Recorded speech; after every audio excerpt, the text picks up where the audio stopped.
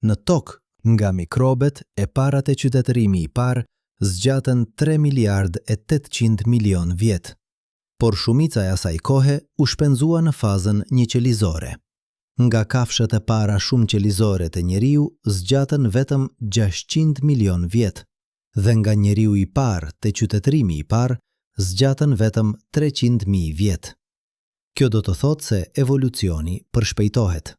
Sa më komplekse bëhet jeta, aq më shpejt ajo evoluon.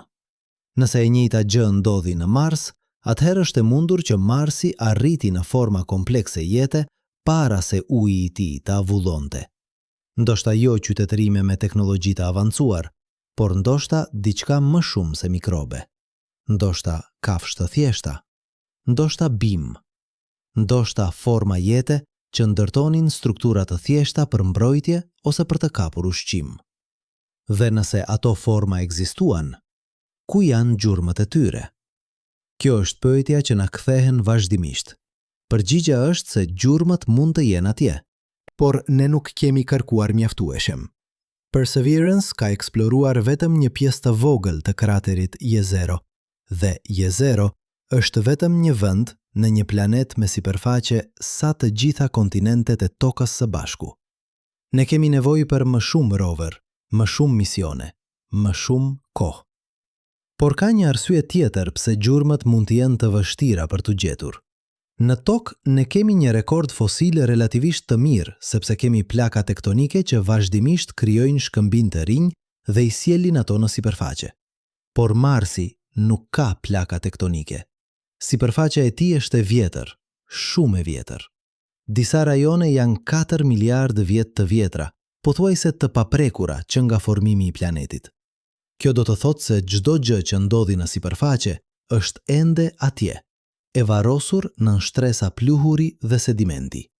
Por ajo do të thotë edhe se ato shtresa janë shumë të trasha. Për të gjetur fosile, ne mund të duhet të shpojmë vjetra metra, ndoshta qindra metra në sipërfaqe. Kjo është arsyeja pse disa shkencëtar po propozojnë një qasje të ndryshme. Në vend që të kërkojmë për fosile, le të kërkojmë për teknofosile, gjurmë të teknologjisë. Nëse një qytetërim ekzistoi në Mars, ai do të linte gjurmë të ndryshme nga jeta biologjike. Metale të përpunuara, plastika, materiale sintetike që nuk ekzistojnë në natyrë. Këto materiale janë më të qëndrueshme se fosilet. Ato mund të mbijetojnë për miliarda vjet, veçanërisht nëse janë të varrosura nën sipërfaqe, ku janë të mbrojtura nga rrezatimi. Por këtu është problemi.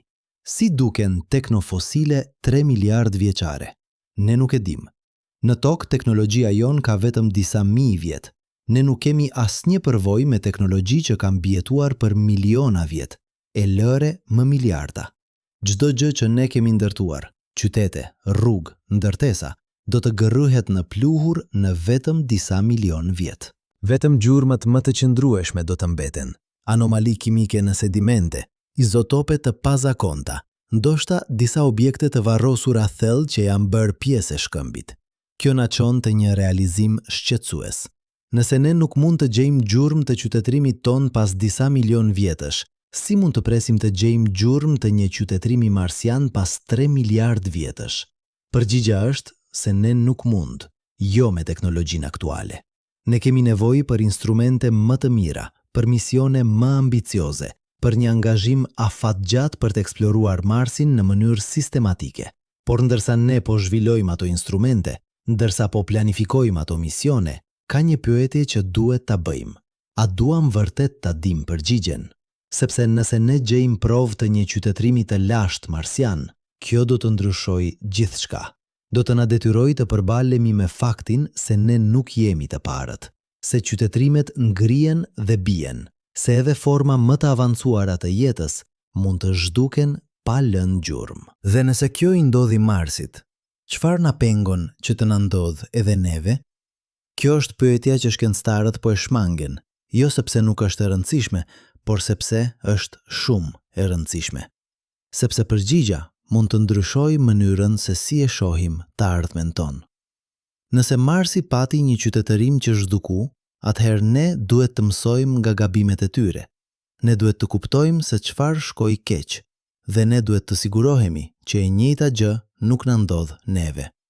Por për momentin, ne kemi vetëm pyetje, dhe një fotografi, dhe një rover që po lviz ngadalë nëpër një shkretir të kuqe, duke kërkuar për përgjigje që mund të ndryshojnë gjithçka që menduam se dinim për vendin ton në univers. Në 28 janar të vitit 2026, diçka e pazakontë ndodhi në laboratorin e propulsionit me reakcion të NASA-s në Pasadena. Një alarm i heshtur u aktivizua në një kompjuter që monitoron të dhënat nga Perseverance. Jo një alarm për një keq funksionim teknik, por një alarm që shkencëtarët e kishin programuar për një rast specifik, kur algoritmi i inteligjencës artificiale që analizon imazet zbulonte një model që nuk përputhej me asnjë proces natyror të njohur. Algoritmi kishte analizuar 167.438 imaze nga Marsi. Ai ishte trajnuar për të njohur formacione gjeologjike, duna rëre, shkëmbinj të gërryer nga era, shtresa sedimentare, por imazi që aktivizoi alarmin nuk përputhej me asnjë kategori. Ai tregonte formacionin shkëmbor në krateri Jezero, por këtë herë nga një kënd i ri.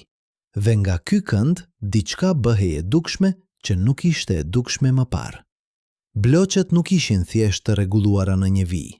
Ato formonin një model që përsëritej çdo 3 metra e gjysmë, saktësisht 3 metra e gjysmë, jo afërsisht, por me një saktësi që ishte statistikisht e pamundur të ishte rastësore. Dhe më shqetësuese, modeli ndalonte në një pikë specifike, pastaj fillonte përsëri 5 metra më tutje, sikur diçka e kishte ndërprer atë, pastaj e kishte vazhduar. Inxhinierët e parë që pan këtë nuk i than askujt. Ata kontrolluan algoritmin, ata kontrolluan të dhënat, ata kontrolluan çdo gjë që mund të shkonte keq. Pastaj ata thirrën gjeologët, dhe gjeologët nuk kishin shpjegim.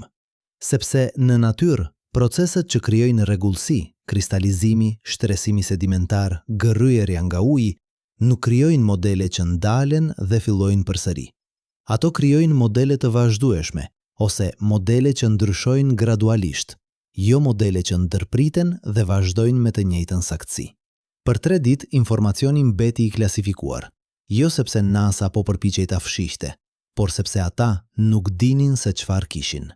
Ata kishin nevojë për kohë për ta kuptuar, për ta testuar çdo shpjegim të mundshëm, për t'u siguruar që nuk po bënin një gabim që do t'i bënte të duken ridicol. Sepse nëse ata do të dilnin dhe do të thoshin, ne mund të kemi gjetur diçka artificiale në Mars, dhe pastaj do të zbulohej se ishte vetëm një iluzion optik, kjo do të ishte fundi i kredibilitetit të tyre. Por sa më shumë që ata shikonin, aq më pak shpjegime natyrale gjenin. Dhe në fund, ata morën një vendim. Ata do ta publikonin, jo si një zbulim përfundimtar, por si një anomali që meritonte vëmendje. Në 5 shkurt, NASA mbajti një konferencë për shtyp, dhe për herë të parë në histori, një agjenci shkencore zyrtare tha fjalët. Ne nuk mund ta përjashtojmë mundësinë që kjo strukturë të ketë një origjinë artificiale. Bota shpërtheu, jo sepse NASA kishte thënë se kishin gjetur një qytetërim marsian, por sepse ata kishin thënë se nuk mund ta përjashtonin. Kjo ishte një ndryshim radikal nga qëndrimi tradicional shkencor, ku çdo anomali shpjegohej si proces natyror derisa të provohej ndryshe. Tani, për herë të parë, shkencëtarët po thoshin, ne nuk e dim, dhe ne duhet ta marrim seriozisht mundësinë që kjo të mos jetë natyrale. Por le të jemi plotësisht të qartë për atë që po thonë shkencëtarët. Ata nuk po thonë se kjo është një mur i ndërtuar në marsianët. Ata po thonë se kjo është një strukturë që ka karakteristika që janë më të zakonshme në objekte artificiale sesa në formacione natyrale, dhe diferenca është kritike. Sepse në shkencë ju nuk provoni se diçka është artificiale, ju provoni se diçka nuk mund të jetë natyrale. Dhe kur ju keni eliminuar të gjitha shpjegimet natyrale, çfarëdo që mbetet, sado e pabesueshme, duhet të konsiderohet. Kjo qasje ka një emër, inferenca për dizajnin, dhe ajo është jashtëzakonisht kontroverse. Sepse në të kaluarën, ajo është përdorur nga njerëz që përpiqen të provojnë ekzistencën e Zotit, duke argumentuar se jeta është shumë komplekse për të qenë rastësore. Por në kontekstin shkencor, inferenca për dizajnin nuk ka të bëjë me Zotin, Ajo ka të bëjë me të dalluar modelet që prodhohen nga procese të drejtuara nga qëllimi, qoftë biologjik apo artificial, nga modelet që prodhohen nga procese të rastësishme. Në vitin 2005, një biolog i quajtur William Dembski propozoi një test matematikor për të zbuluar dizajnin. Ai e quajti atë kompleksiteti i specifikuar. Ideja është e thjeshtë. Një model është i dizajnuar nëse ai është njëkohësisht kompleks, i vështirë për të prodhuar nga rasti dhe i specifikuar përputhet me një model të paracaktuar. Për shembull, nëse ju gjeni shkronjat e alfabetit të rregulluara në një vijë në rër, kjo është komplekse dhe specifikuar. Ajo nuk mund të jetë rastësore. Dikush e ka shkruar atë. Tani aplikoni këtë test në formacionin në Y0. A është ai kompleks? Po. Probabiliteti që BC shkëmbore të rregullohen në një model që përsëritet çdo 3,5 metra me saktësi milimetrike është astronomikisht i ulët. A është ai i specifikuar? Kjo është pyetja më e vështirë. Sepse kuote 31 do të thotë që modeli përputhet me diçka që ne i njohim. Dhe ne nuk e njohim se si duket arkitektura marsiane. Por ka një mënyrë për ta testuar. Nëse modeli përputhet me një funksion, nëse ai bën diçka që do të ishte e dobishme për një organizëm ose një qytetërim, atëherë ai është i specifikuar. Dhe këtu bëhet interesante. Formacioni në Y0 ndodhet në skajin e asaj që dikur ishte bregu i një liçeni, dhe modeli i tij, BC të rregulluara në intervale të rregullta, është saktësisht lloji i strukturës që do të përdorej për të kontrolluar ujin. Një digë, një mur mbrojtës, një themel për një strukturë më të madhe. A është kjo provë? Jo, por është një koincidencë shqetësuese. Dhe kur ju keni shumë koincidenca shqetësuese, vendodhja, modeli, saktësia, funksioni i mundshëm, ju filloni të pyesni, në çfarë pike koincidenca bëhet provë? Këtu duhet të flasim për diçka që shkencëtarët e urrejnë të pranojnë, psikologjinë e zbulimit. Sepse shkenca nuk është vetëm për të dhëna. Ajo është për interpretimin e të dhënave. Dhe interpretimi ndikohet nga pritshmëritë tona, nga paragjykimet tona, nga frika jon për të qenë të gabuar. Kur Viking mori rezultate që mund të sugjeronin jetë në vitin 1976, shkencëtarët zgjodhën shpjegimin më skeptik. Jo sepse të dhënat e mbështesnin atë shpjegim, por sepse pretendimi i jetës në Mars ishte aq i jashtëzakonshëm sa kërkonte prova të jashtëzakonshme. Por çfarë nivelit të provave është Underbrace _32 Underbrace? Kjo është pyetja që po e bën çdo shkencëtar që studion formacionin në Y0. Nëse ju gjeni një strukturë që ka 1 në 1 milion shanse për të qenë natyrale, a është kjo mjaft? 1 në 1 milion tingëllon shumë, por Marsi ka miliarda formacione shkëmbore. Me probabilitet të pastër, disa prej tyre do të duken të pazakonta. Kjo është arsyeja pse shkencëtarët po kërkojnë për më shumë se një anomali. Ata po kërkojnë për një model të anomalive. Dhe këtu bëhet vërtet interesante, sepse formacioni në Y0 nuk është i vetmi. Që nga njoftimi i shkurtit, ekipet e analizës së imazeve kanë identifikuar 4 formacione të tjera në rajone të ndryshme të Marsit që tregojnë karakteristika të ngjashme.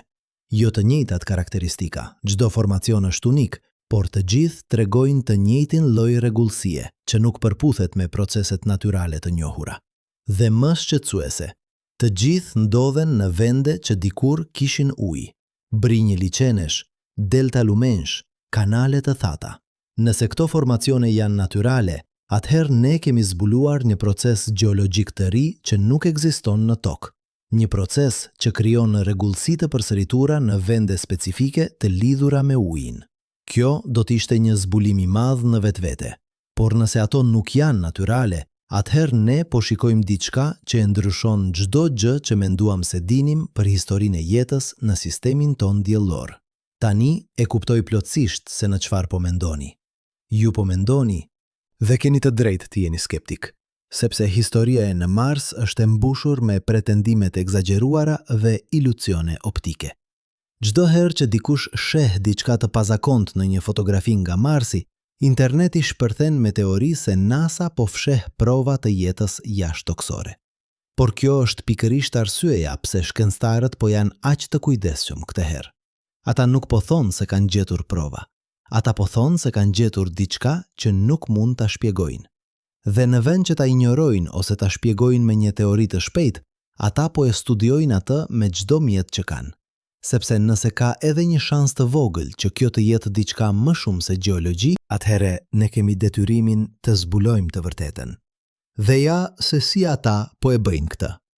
Perseverance është urdhëruar të kthehet te formacioni dhe të kryej analizën më të detajuar që ka bërë ndonjëherë. Roveri do të përdorë Sherlock, spektrometrin e tij, për të analizuar përbërjen kimike të çdo bloku.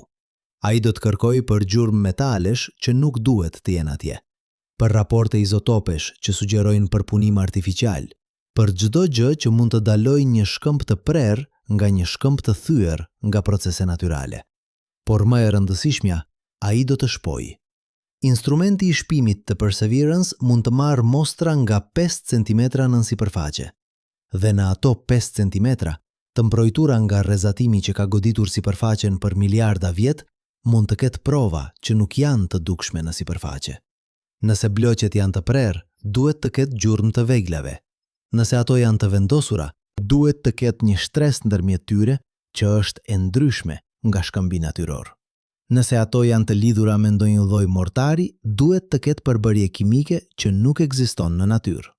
Dhe nëse asnjë nga këto gjëra nuk gjendet, atëherë ne do të kemi mësuar diçka po aq të rëndësishme, se natyra mund të krijojë rregullsi që duken artificiale. Se universi është edhe më i çuditshëm se sa menduam. Se ne duhet të jemi të kujdesshëm për të mos parë modele ku nuk ka asnjë. Por ka një arsye pse kjo anomali është duke marrë aq shumë vëmendje, dhe nuk ka të bëjë vetëm me formacionin në vetvete, ka të bëjë me kohën. Sepse nëse ky formacion është artificial, ai u ndërtua 3 miliardë 500 milion vjet më parë. Kjo është para se jeta shumë qelizore të shfaqej në tokë, para se peshqit të notonin në oqeanet tona, para se bimët të rrënjoseshin në tokë. Nëse dikush ndërtoi diçka në Mars, atëherë ata e bën atë në një kohë kur toka ishte ende një planet i mbushur vetëm me baktere. Kjo na çon te një realizim që është njëkohësisht i bukur dhe i tmerrshëm. Nëse një qytetërim ekzistoi në Mars 3 miliardë 500 milion vjet më parë, atëherë ai lindi, lulëzoi dhe vdiq në një kohë kur jeta në tokë ishte ende në fazën më primitive. Ata nuk do të kenë ditur kurrë për ne, dhe ne pothuajse nuk do t'i kishim ditur kurrë për ta. Sepse gjurmët e tyre janë pothuajse të zhdukura, të gërryera nga miliarda vjet erë, rrezatim dhe ndryshime klimatike. Por pothuajse nuk është plotësisht. Dhe kjo është arsyeja pse ne po kërkojmë. Sepse nëse ka edhe një gjurmë të vogël, një blok i vetëm shkëmbi që është pak shumë i rregullt, një përbërje kimike që është pak shumë e pazakont, një model që është pak shumë i përsëritur, atëherë ne mund ta gjejmë atë. Dhe nëse e gjejmë, do të duhet të rishikojmë çdo gjë që menduam se dinim për vendin ton në univers. Sepse nëse ne nuk jemi të parët, atëherë pyetja nuk është më a jemi vetëm. Pyetja bëhet sa shpesh ndodh kjo. Sa shpesh lind jeta. Sa shpesh ajo evoluon në inteligjencë. Sa shpesh ajo ndërton qytetërime. Dhe më e rëndësishmja, sa shpesh ajo mbijeton. Kjo është pyetja që shkencëtarët po e shmangen, sepse nëse Marsi pati një qytetërim që zhduku, atëherë ne duhet të pyesim pse zhduku ai. A ishte për shkak të ndryshimeve klimatike që nuk mund t'i kontrollonin? A ishte për shkak të një katastrofe që nuk mund ta parashikonin? Apo ishte për shkak të diçkaje që ata vetë bën, një gabim që i shkatërroi? Në tokë ne po përballemi me pyetje të ngjashme. Klima jon po ndryshon, burimet tona po shteren. Teknologjia jon po bëhet aq e fuqishme sa mund të na shkatërrojë. Dhe ne po pyesim, a mund ta kontrollojmë këtë? A mund të mbijetojmë? Apo a jemi duke ndjekur të njëjtën rrugë që ndoqi Marsi? Kjo është arsyeja pse eksplorimi i Marsit nuk është vetëm për kurreshtje. Ai është për mbijetesë. Sepse nëse ne mund të kuptojmë se çfarë i ndodhi Marsit, nëse ai pati jetë, nëse ai pati qytetërim, nëse ai humbi gjithçka, atëherë ne mund të mësojmë se si të shmangim të njëjtën fat. Ne mund të shohim gabimet që ata bën. Ne mund të kuptojmë paralajmërimet që ata injoruan. Ne mund të mësojmë nga historia e tyre para se të bëhet historia jonë. Por ka një problem. Nëse një qytetërim marsian ekzistoi dhe zhduku 3 miliardë 500 milion vjet më parë, atëherë çdo gjë që ata ndërtuan është pothuajse zhdukur. Çdo qytet është gërryer në pluhur. Çdo makinë është oksiduar në hekur të tyer. Çdo dokument, çdo vepër arti, çdo gjë që do të na tregonte kush ishin ata dhe si jetonin, gjithçka është zhdukur. Gjithçka që mbetet janë gjurmë. Gjurmë aq të vogla sa ne mund t'i humbasim, edhe nëse shikojmë drejt për drejt në to. Kjo është arsyeja pse silurja në hypothesis është aq e rëndësishme. Ajo na mëson se qytetërimet nuk lën gjurmë të mëdha. Ato lën gjurmë të vogla, të fshehura, në shtresat e thella të shkëmbinjve, në raportet e izotopeve, në anomalit kimike që duhen dekada kërkimi për t'u gjetur. Dhe nëse ne duam të gjejmë ato gjurmë në Mars, ne duhet të dimë ku të kërkojmë dhe çfarë të kërkojmë. Por këtu është detaji që e bën këtë kaq të vështirë. Ne nuk e dimë se çfarë po kërkojmë. Sepse nëse një qytetërim marsian ekzistoi, ai nuk do t'ishte si Uni. Ai do të kishte evoluar në kushte të ndryshme, me materiale të ndryshme, me teknologji të ndryshme. Gjurmët që ai lë mund të jenë diçka që ne nuk e njohim. Mund të jenë modele që ne i shohim, por nuk i kuptojmë. Mund të jenë anomali që ne i shpjegojmë si procese natyrale, sepse nuk mund të imagjinojmë një shpjegim tjetër. Kjo është arsyeja pse disa shkencëtar po propozojnë një qasje radikalisht të re. Në vend që të kërkojmë për gjëra specifike, fosile, teknofosile, struktura, le të kërkojmë për çdo gjë që është statistikisht e pazakontë, çdo gjë që ndodh më shpesh se sa duhet, çdo gjë që ka një model që nuk përputhet me proceset e rastësishme. Në vitin 2024, një ekip nga Instituti i Teknologjisë së Massachusettit zhvilloi një algoritëm të inteligjencës artificiale të quajtur UQUOTE39. Ky algoritëm nuk është trajnuar për të njohur gjëra specifike. Ai është trajnuar për të njohur modele. Ai analizon miliona imaze dhe identifikon çdo gjë që përsëritet më shpesh se sa do të pritej nga rasti. Dhe kur ai u aplikua në imazet nga Marsi, ai gjeti diçka interesante. Ka rajone në Mars ku shkëmbinjt janë të rregulluar në modele gjeometrike më shpesh se sa në rajone të tjera. Jo shumë më shpesh, vetëm rreth 5% më shpesh, por kjo 5% është statistikisht e rëndësishme. Dhe më interesante, këto rajone korespondojnë me vende ku ne e dim se kishte ujë të lëngshëm për kohë të gjata. Delta të liçeneve, kanale të lumejve, brinj oqeanesh të lashta. A është kjo provë e qytetërimit? Jo, por është një anomali që meriton hetim. Sepse nëse ka një arsye pse shkëmbinjt janë më të rregulluar në vende me ujë, ne duhet ta zbulojmë atë arsye. Dhe nëse arsyeja nuk është natyrale, atëherë ne kemi zbuluar diçka që e ndryshon gjithçka. Por le të jemi plotësisht të sinqert për atë që po përballemi. Ne po kërkojmë për prova të diçkaje që ndodhi 3 miliardë 500 milion vjet më parë. Kjo është një kohë aq e gjatë sa është pothuajse e pakonceptueshme. Për ta vendosur në perspektivë, nëse ju do të numëronit një numër çdo sekond, do t'ju duheshin 110 vjet për të numëruar deri në 3 miliardë 500 milion. Kjo është sa e largët është kjo e kaduar. Dhe në atë kohë, gjithçka ndryshon.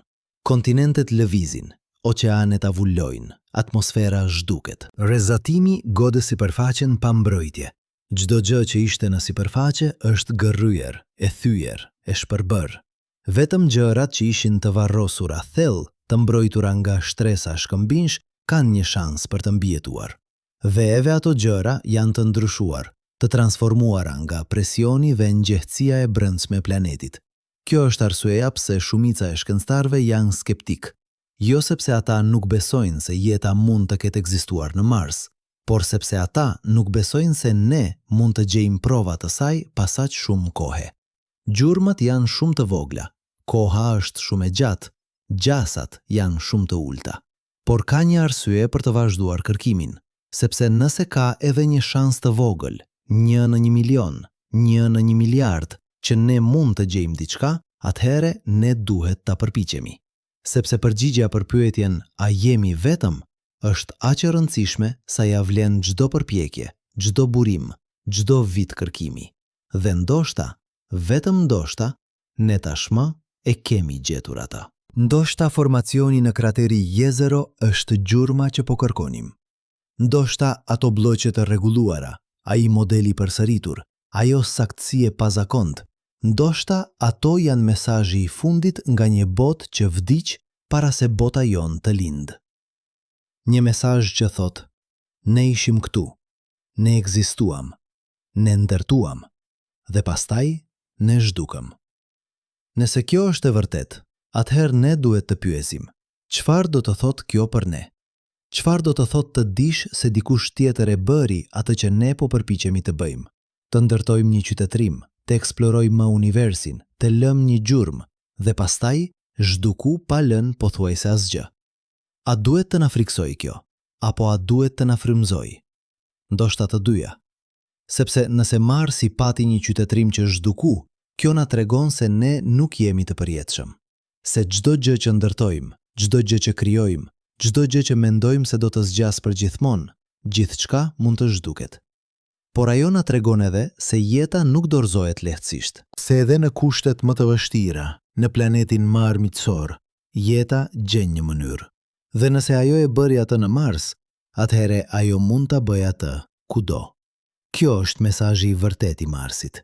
Jo se ne jemi të vetëm ose jo të vetëm, por se jeta është e fortë dhe e brisht në të njëjtën kohë. E fortë mjaft për të mbijetuar në kushte që ne nuk mund të imagjinojmë, por e brisht mjaft për të zhdukur pa lënë gjurmë. Dhe nëse ne duam që gjurma jon të zgjas, ne duhet të mësojmë nga ata që erdhën para nesh. Ne duhet të kuptojmë se çfarë shkoi keq. Ne duhet të sigurohemi që historia e tyre nuk bëhet historia jon.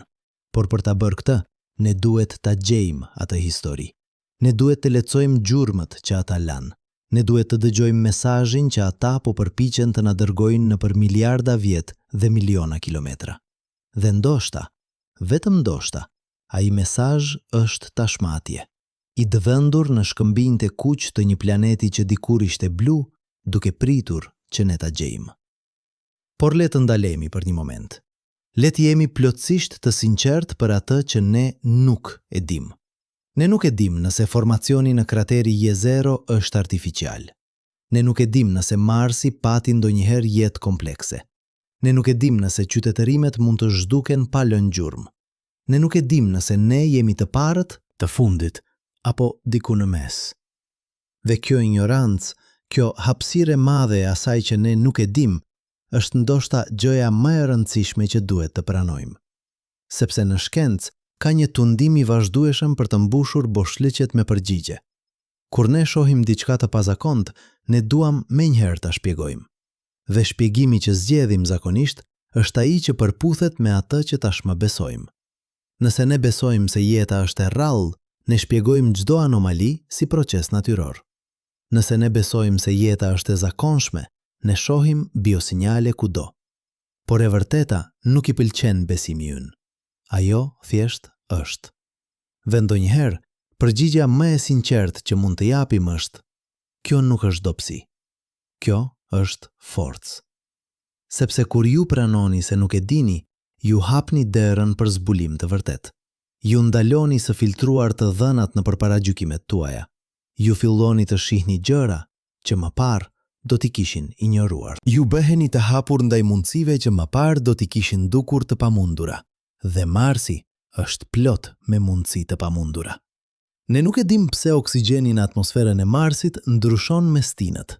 Shpjegimi zyrtar, reaksione kimike sezonale, nuk përputhet plotësisht me të dhënat.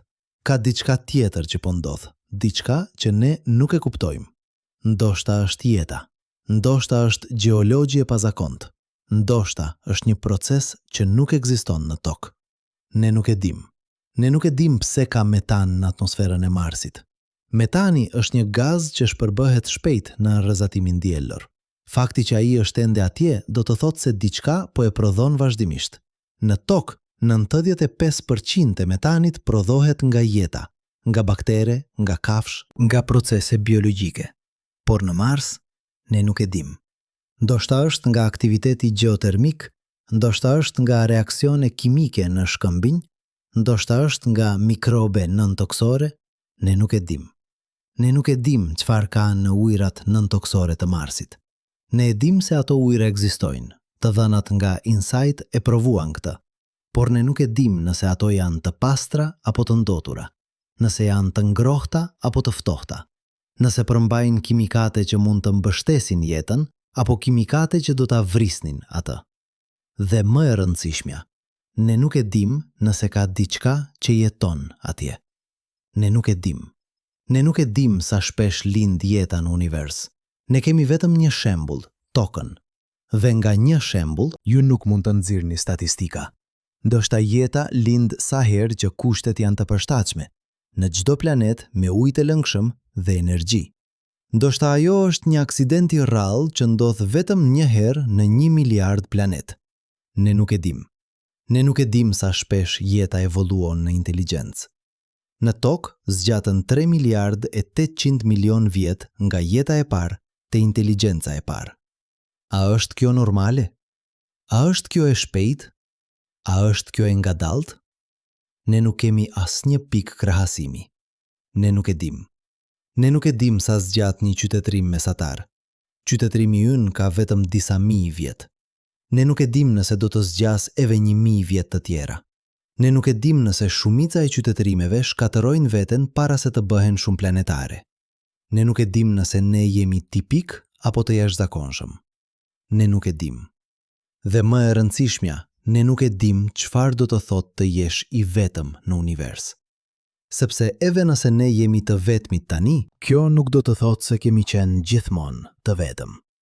Edhe nëse asnjë qytetërim tjetër nuk ekziston në këtë moment, kjo nuk do të thotë se asnjë qytetërim tjetër nuk ka ekzistuar kurrë. Universi ka 14 miliard vjet. Jeta mund të ketë lindur dhe vdekur 1 milion herë para se ne të shfaqeshim. Dhe ne nuk do ta dinim kurrë, sepse gjurmët e tyre janë zhdukur në kohë. Kjo është mësimi i Silurian Hypothesis. Jo se ka pasur qytetërime të lashta në tokë, nuk ka prova për këtë, por se nëse do të kishte pasur, ne nuk do të mund t'i gjenin. Koha fsin gjithçka, dhe nëse koha mund ta fsijë një qytetërim në tokë, një planet ku ne kemi akses në çdo cep, ku ne mund të shpojmë sa thellë që duam, atëherë imagjinoni sa më e vështirë është në Mars, ku ne kemi eksploruar vetëm një pjesë të vogël të sipërfaqes. Por ka diçka të bukur në këtë ignorancë, sepse ajo do të thotë se universi është ende plot me mistere. Se ka ende pyetje për t'u bërë, vende për t'u eksploruar, zbulime për t'u bërë. Ne nuk jemi në fund të dijes, ne jemi në fillim. Dhe çdo gjë që mësojmë na hap dyert për pyetje edhe më të mëdha. Kur ne zbuluam se Marsi kishte ujë, ne menduam se kjo ishte përgjigja, por ajo ishte vetëm fillimi i pyetjeve të reja. Ku shkoi uji? Sa kohë qëndroi? A kishte jetë në të? Dhe çdo përgjigje që gjejmë na çonte 10 pyetje të reja. Kur ne zbuluam se Marsi kishte një atmosferë të trash, ne menduam se e kuptuam historinë e tij. Por pastaj zbuluam se humbja e atmosferës ishte më komplekse se sa mendonim. Fusha magnetike nuk zhduku me njëherë, ajo u dobësua gradualisht, dhe gjatë asaj periudhe tranzicioni, Marsi pati rajone ku fusha magnetike ishte ende e fortë, që mund të kishin mbrojtur zona të vogla për miliona vjet më gjatë. A mund të ketë jetë mbijetuar në ato zona? Ne nuk e dim. Kur ne zbuluam formacionin në krateri Jezero, ne menduam se kjo ishte anomalia që po kërkonim. Por pastaj zbuluam se ka formacione të tjera të ngjashme. Dhe tani ne po pyesim, a janë të gjitha këto natyrale? A janë disa prej tyre artificiale? A ka një model më të madh që ne nuk po e shohim? Ne nuk e dim. Dhe kjo është pikërisht pika. Ne nuk duhet të dim. Jo ende. Sepse procesi i zbulimit nuk është për të arritur në një përgjigje përfundimtare. Ai është për të bërë pyetje gjithnjë e më të mira. Për të ngushtuar hapësirën e ignorancës, një zbulim në një kohë, për të ndërtuar një pamje të realitetit që është gjithnjë e më e plot, edhe nëse ajo nuk është kurrë perfekte. Por le të kthehemi te pyetja që filloi gjithçka. Fotografia nga Perseverance. Formacioni që duket shumë i rregullt për të qenë plotësisht natyror. Çfarë duhet të mendojmë për ta? Këtu është ajo që ne e dim me siguri. Ky formacion ekziston. Ai nuk është një iluzion optik. Ai nuk është një gabim në të vëna. Ai është një strukturë reale, në një vend real, në një planet real. Dhe ai ka karakteristika që janë të pazakonta, jo të pamundura, por të pazakonta. Këtu është ajo që ne nuk e dim. A është ai artificial? A është ai produkti një procesi natyror që ne nuk e kuptojmë? A është ai një koincidencë statistikore, një nga miliona formacione që rastësisht duket interesant? Ne nuk e dim. Dhe ne nuk do ta dim derisa të kthehen mostrat në tokë, derisa t'i analizojmë ato me çdo mjet që kemi, derisa të kemi eliminuar çdo shpjegim tjetër të mundshëm. Por ndërsa ne presim për ato përgjigje, ne mund të bëjmë diçka më të rëndësishme. Ne mund të mendojmë për atë që do të thotë. Jo çfarë do të thotë nëse është artificial.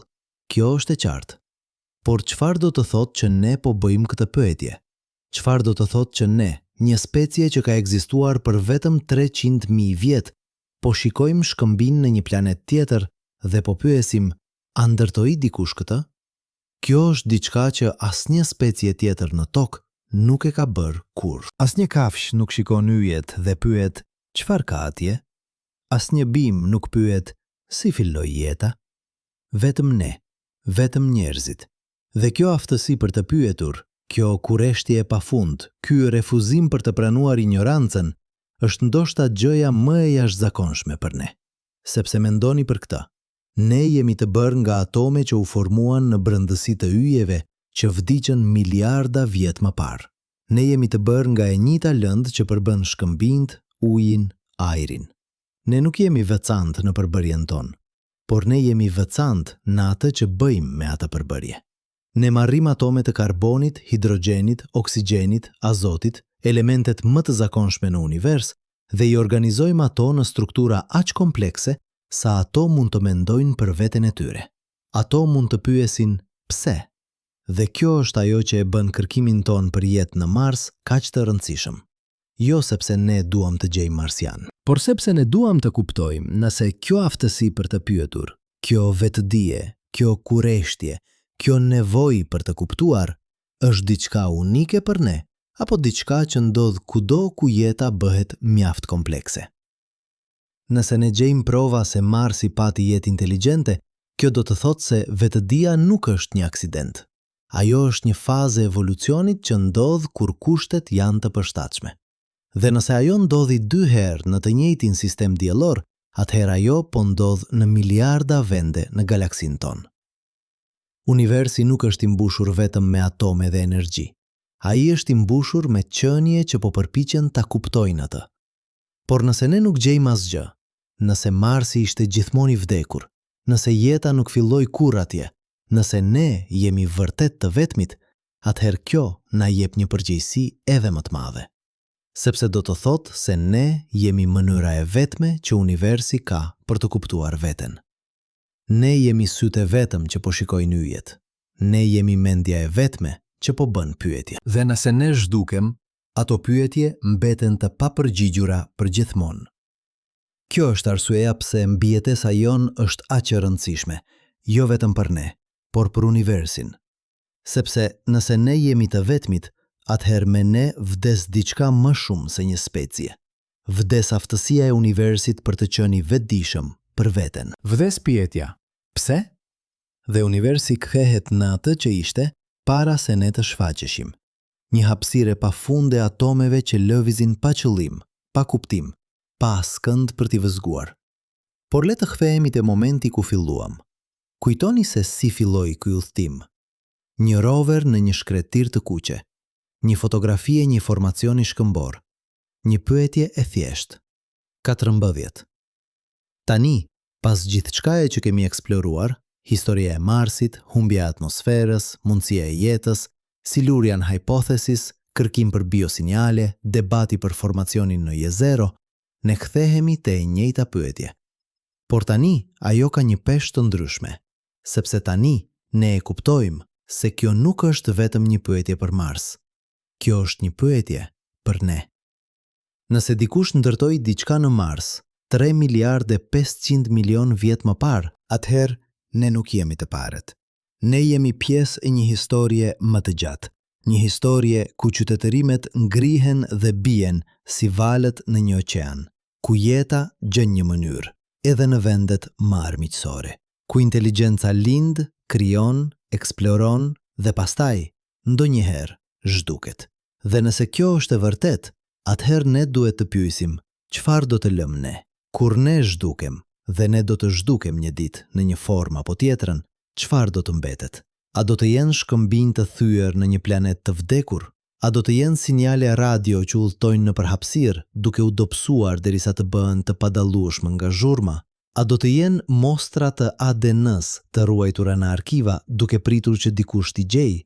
Apo a do të jetë diçka më shumë? A do të jetë dia që ne krijuam, pyetjet që ne bëm, kurreshtja që na shtyu të shikojmë përtej horizontit ton? Sepse ndoshta kjo është gjurma e vërtet që një qytetërim lë. Jo ndërtesat që ndërton, por pyetjet që bën. Jo teknologjia që krijon, por kuptimi që fiton. Dhe nëse kjo është e vërtet, atëherë ndoshta qytetërimi marsian, nëse ekzistoi, nuk zhduku plotësisht. Ndoshta ai la një mesazh, jo në shkëmbinj, por në vetë faktin se ne po bëjmë këto pyetje. Sepse çdo herë që ne shikojmë yjet dhe pyesim a jemi vetëm, ne po vazhdojmë një traditë që mund të jetë aq e vjetër sa vetjeta. Një traditë e pyetjes, e kërkimit, e refuzimit për të pranuar ignorancën. Dhe ndoshta kjo është përgjigjja e vërtet për pyetjen, a ishte dikush këtu para nesh? Përgjigjja nuk është po ose jo. Përgjigjja është, nëse ishte, atëherë ne jemi trashëgimtarët e tyre. Jo në gjenetik, por në shpirt, sepse ne po bëjmë të njëjtën gjë që ata bën. Po shikojmë universin dhe po përpiqemi ta kuptojmë atë. Dhe kjo, në fund, është gjëja më e rëndësishme. Jo nëse ne gjejmë prova të jetës në Mars, por fakti se ne po kërkojmë. Sepse kërkimi në vetvete është një akt i kuptimit, një deklarat se ne refuzojmë të qëndrojmë në errësirë. Se ne do të bëjmë pyetje edhe kur përgjigjet janë të vështira. Se ne do të eksplorojmë edhe kur rruga është e pasigurt. Vendoshta, një ditë, një specie tjetër, në një planet tjetër, rreth një illi tjetër, në një kohë tjetër, do të gjejë gjurmët tona. Ata do të shohin roverat tanë, të ndryshkur dhe të mbulluar me pluhur. Ata do të lexojnë mesazhet që ne lam në plakat e arta në Voyager. Ata do të zbulojnë rrezatimin e dobët të sinjaleve tona radio që udhëtuan në përhapësirë për miliona vjet. Dhe ata do të pyesin të njëjtën pyetje që ne po bëjmë tani. A ishte dikush këtu para nesh? Dhe përgjigjja do të jetë, po, ne ishim këtu. Ne ekzistuam. Ne bëm pyetje. Ne kërkuam. Ne krijuam. Dhe për një moment të shkurtër në historinë e pafund të universit, ne ishim mënyra që universi kishte për të kuptuar veten. Kjo është gjurma që ne po lëm, jo në shkëmbinj, por në vetë aktin e pyetjes. Dhe nëse ka një qytetërim marsian që zhduku para nesh, ndoshta kjo është gjurma që ata lanë gjithashtu, jo një mur në krateri jezero. Por një pyetje që jehon në përkohë. Pse? Dhe ndërsa ju dëgjoni këto fjalë, ndërsa ju mendoni për shkëmbinjt e kuq në një planet të lardhët, ndërsa ju pyesni veten, a ishte dikush atje? Ju jeni duke vazhduar atë jehon. Ju jeni duke bërë të njëjtën pyetje që ata mund të kenë bërë. Ju jeni pjesë e të njëjtës historie. Sepse në fund, ne të gjithë jemi të bërë nga yjet. Ne të gjithë jemi pjesë e të njëjtit univers. Dhe pyetjet që ne bëjmë, nga erdhëm ne, ku po shkojmë? A jemi vetëm? Këto nuk janë pyetje njerëzore. Këto janë pyetje universale. Pyetje që çdo qenie e vetëdijshme, kudo në univers, në çdo kohë, duhet t'i ketë bërë. Dhe ndoshta, vetëm ndoshta, përgjigja nuk është në shkëmbinjt e Marsit. Përgjigja është në faktin se ne po pyesim. Sepse në një univers që nuk i pëlqen pyetjet, akti i pyetjes është vetë një mrekulli. Një provë se diçka e jashtëzakonshme ndodhi, se atomet u organizuan në një mënyrë që u lejoi atyre të pyesin pse. Dhe nëse kjo ndodhi një herë, ajo mund të ndodhë përsëri. Nëse kjo ndodhi në tokë, ajo mund të ketë ndodhur në Mars. Nëse kjo ndodhi në sistemin ton diellor, ajo po ndodh në miliarda vende në galaksin ton. Universi nuk është një shkretir e vdekur.